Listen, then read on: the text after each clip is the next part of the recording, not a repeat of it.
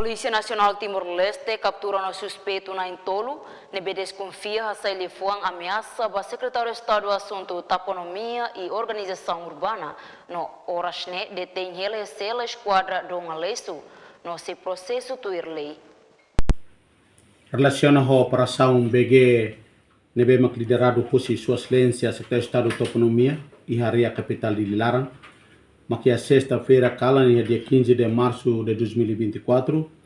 a operação em área de Ngalesu, Campo Alor, e reta no apoio máximo do comando municipal de na esquadra de Ngalesu, com apoio da segurança, e o Angira e a Fatin Repere, equipa nebe liderado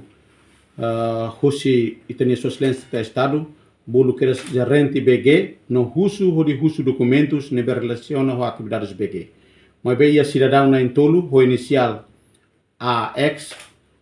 ADB, no ASP, tenta perturba por contra a equipa repere, no Hassai, liapua na ameaça para Sua Excelência de Estado, mas a Polícia Nacional haloqueiras capturação imediata, no loriqueiras vai a esquadrão Alesso, onde halo processo no detém para 102 horas,